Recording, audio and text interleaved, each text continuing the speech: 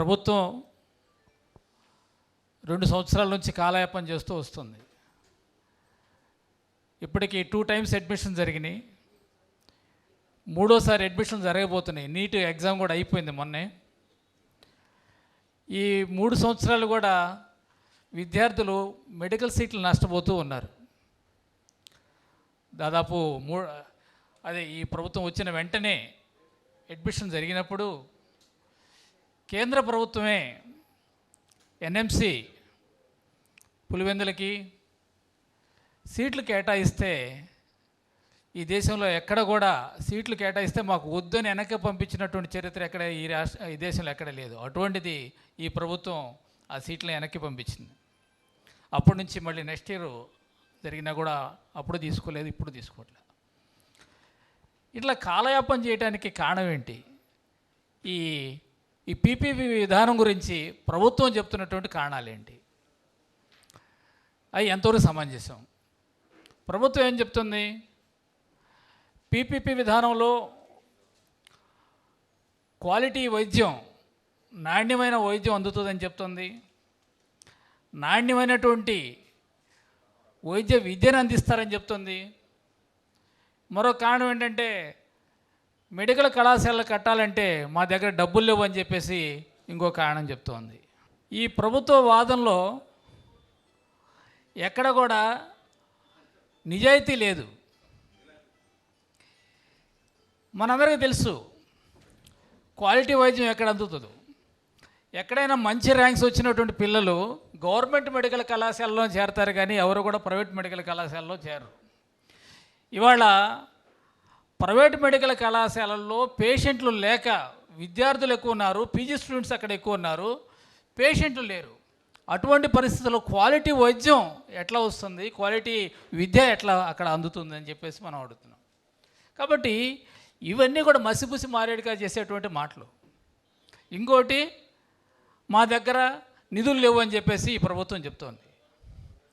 అద్దాల మేడలకి, iconic టవర్లకి, iconic బ్రిడ్జిలు, అద్దాల టవర్లు, అతిపెద్ద విగ్రహాలు, వీటన్నిటికీ 1000 కోట్లు ఖర్చు పెడతానికి మేము సిద్ధంగా ఉన్నాము అని చెప్తున్నారు. మరి వాటికి ఎక్కడి నుంచి వస్తున్నాయి? ప్రజలకు ఏది అత్యవసరం?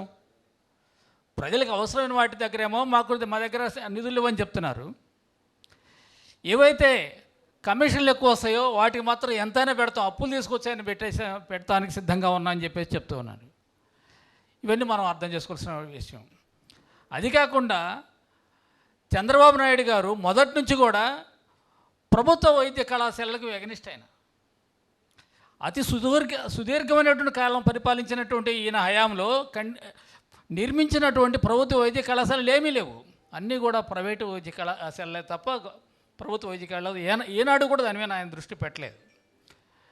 మరొకటి ఏంటంటే, దానివల్ల ఈ ప్రైవేటు యాజమాన్యాలకి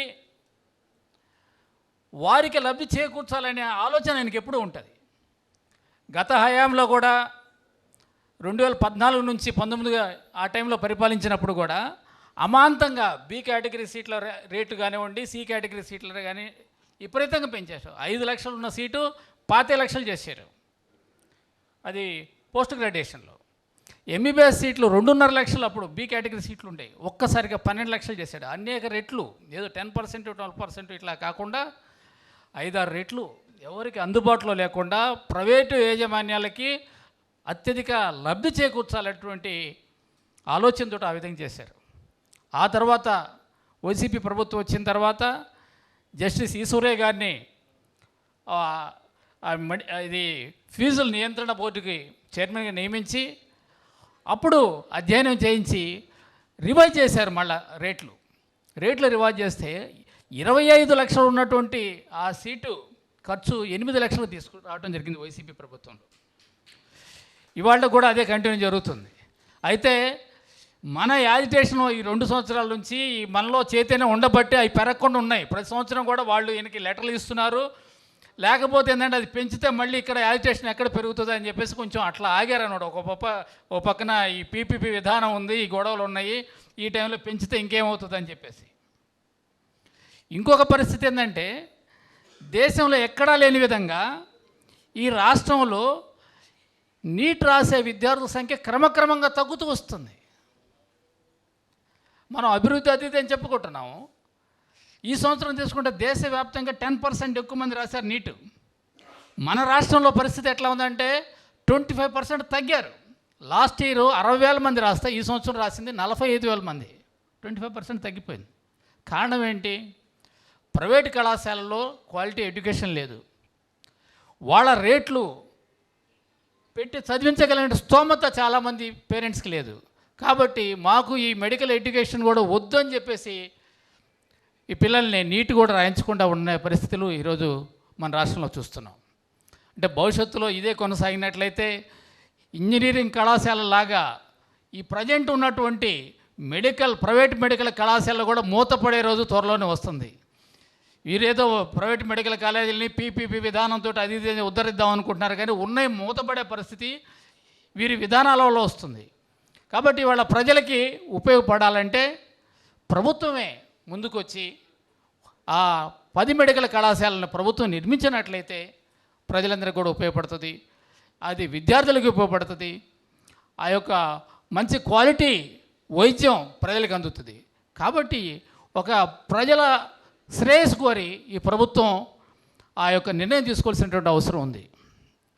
మనం చూసాం ఇటీవల కాలంలో మన ప్రజాప్రతినిధులు సింగపూర్ వెళ్ళి వచ్చారు. సింగపూర్లో వీళ్ళు ఏం నేర్చుకున్నారు? సింగపూర్లో ఉన్నటువంటి ప్రజల జీవన ప్రమాణాల గురించి వీళ్ళు అధ్యయనం చేయాలి. ఆ యొక్క జీవన ప్రమాణాలు పెరగటానికి సింగపూర్ ప్రభుత్వం ఏం చేసిందో అధ్యయనం చేయాలి. సింగపూర్ ప్రభుత్వం ఎటువంటి క్వాలిటీ ఎడ్యుకేషన్ అక్కడ ఇస్తుందో వీళ్ళు అధ్యయనం చేయాలి. ఎటువంటి వైద్య సదుపాయాలను అక్కడ కలుగు చేస్తుందో వీళ్ళు అధ్యయనం చేయాలి. ఇందాక లక్ష్మణ్ రెడ్డి గారు చెప్పారు, హైదరాబాద్లో సగం ఉంటుంది ఆ సిటీ సింగపూర్. ఇక్కడ నుంచి కూడా మన దేశం నుంచి కూడా వైద్యం కోసం అక్కడికి వెళ్తున్నారు. కాబట్టి అది అధ్యయనం చేయాల్సింది పోయి అక్కడ ఎత్తైన బిల్డింగ్లు ఉండే మేము ఎత్తైన బిల్డింగ్లు కట్టిస్తాము అనే విధంగా ఈరోజు అటువంటి మోడల్గా చూపిస్తున్నారు. అంటే జీవన ప్రమాణాలు మెరుగుపడటానికి అద్దాల మేడలు, ఐకానిక్ టవర్లు, అతిపెద్ద విగ్రహాలు ఇవి పనికిరావు. అతి ముఖ్యమైనది క్వాలిటీ ఎడ్యుకేషన్, ఆ తర్వాత మంచి నాణ్యమైనటువంటి విద్య, వైద్యం, సామాజిక సమతుల్యం, సోషల్ ఈక్వాలిటీ కావాలి. ఈరోజు వీళ్ళు ఏర్పాటు చేస్తున్నటువంటి పీపీపీ విధానంలో సామాజిక సమతుల్యం దెబ్బతింటుంది. సోషల్ జస్టిస్ అనేది చాలా పూర్తిగా దెబ్బతింటుంది. ఎందుకంటే సగం సీట్లు మేనేజ్మెంట్ అమ్ముకుంటారు. అమ్ముకున్నప్పుడు కేవలం ఈ దేశంలో అవి కొనగలిగినటువంటి స్తోమత ఉన్నవాళ్ళు కేవలం 10% కన్నా లేరు. కాబట్టి 10%కే 50% సీట్లు వెళ్ళిపోతాయి. మిగిలిన 90% మంది కేవలం మిగతా 50 సీట్లతోటి సరిపెట్టుకోవాల్సిన పరిస్థితి వస్తుంది. కాబట్టి సామాజిక సమతుల్యం దెబ్బతినే పరిస్థితి ఉంది. కాబట్టి ఈ విధంగా ప్రజల యొక్క జీవన ప్రమాణాలు మెరుగుపడే చర్యలు ఏమీ కూడా ఈ ప్రభుత్వం తీసుకోవడం లేదు. తీసుకోకుండా ప్రజల్ని మరింత కష్టాలు గురి చేసేటువంటి విధానాల్ని ఈరోజు ఈ ప్రభుత్వం అమలు చేస్తుంది. ఇవాళ ఈ ప్రభుత్వం ఎట్లా ఉందంటే కురుసభలాగా ఉంది. తండ్రి పుత్రవాత్సల్యం అంధుడైపోయాడు, పుత్రుడు అహంకారంతో విరమిగుతున్నాడు. కాబట్టి ఈరోజు ఇటువంటి పరిస్థితుల్లో ఆ మంత్రివర్గంలో ఉన్నటువంటి మేధావులు కానీ పెద్దలు కానీ ఎవరైనా ఈ ప్రభుత్వం చేస్తుంది తప్పు అని చెప్పాలంటే ఆ చెప్పే ధైర్యం కూడా ఆ ప్రభుత్వంలో ఉన్నటువంటి పెద్దలకు కానీ విఘ్నులకు కానీ ఎవరికి లేని పరిస్థితి. ఆ చెప్తే మేమే దూరం అయిపోతాం, మమ్మల్ని ఏం చేస్తారో అని మేము భయపడుతున్నాము, అక్కడ జరుగుతున్న తప్పని మాకు తెలిసినా కూడా మేము ఎక్స్ప్రెస్ చెప్పలేని పరిస్థితులు మేము ఉన్నామని చెప్పేసి వాళ్ళు అందరికీ తెలిసి బయట మనం ప్రైవేట్గా మాట్లాడుతుంటే చెప్తున్నారు. ఎట్లా జరుగుతుందండి ఇవన్నీ మీరు చెప్తున్నవి? ఇప్పుడు ఇన్ని వేల ఎకరాలని అభివృద్ధి చేయాలంటే లక్షల కోట్లు అవుతుంటే ఇంకా మళ్ళీ తీసుకొని ఇంకో సెకండ్ విడత, మూడో విడత అని చెప్పేసి తీసుకొని ఇన్ని లక్షల కోట్లు ఎట్లా పెడతారంటే అవన్నీ తెలుస్తారు మాకు, కానీ మేము చెప్పలేని పరిస్థితిలో ఉన్నామని చెప్పేసి అటువంటి పరిస్థితి ఇవాళ ఈ రాష్ట్రంలో ఉంది. కాబట్టి ఈరోజు ప్రజలందరూ కూడా ఇవన్నీ గమనించి ప్రభుత్వమే ప్రజలకు ఉపయోగపడేటువంటి వైద్య కళాశాలలు కానివ్వండి, విద్యా సంస్థలను కానీ ప్రభుత్వం నిర్మించాలని చెప్పేసి మనం ప్రభుత్వం మీద ఒత్తిడి తీసుకురావాల్సిన అవసరం ఉంది. ఇవాళ అంతర్జాతీయ రాజధాని అంటున్నారు. అంతర్జాతీయ రాజధానిలో ఒక్క ప్రభుత్వ ఆసుపత్రి నిర్మిస్తున్నారా? లేదు.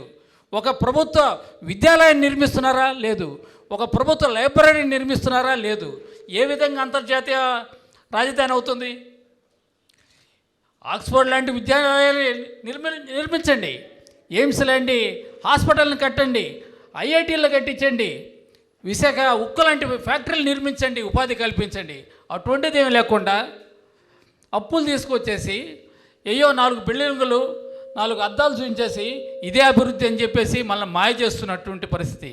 కాబట్టి ప్రజలందరూ కూడా ఇది గమనించి ఎట్టి పరిస్థితుల్లో ప్రజలకు ఉపయోగపడేటువంటి చర్యలు ప్రభుత్వం చేపట్టాలని చెప్పేసి మనం నినదించాల్సినటువంటి అవసరం ఉందని చెప్పేసి ఈ సందర్భంగా మీ అందరికీ తెలియజేస్తూ, ఈ 10 మెడికల్ కళాశాలల్ని ప్రభుత్వం నిర్మించాలని మరొకసారి ఈ ప్రభుత్వ మెడికల్ కళాశాల పరిరక్షణ కమిటీ ద్వారా ఈ ప్రభుత్వాన్ని డిమాండ్ చేస్తూ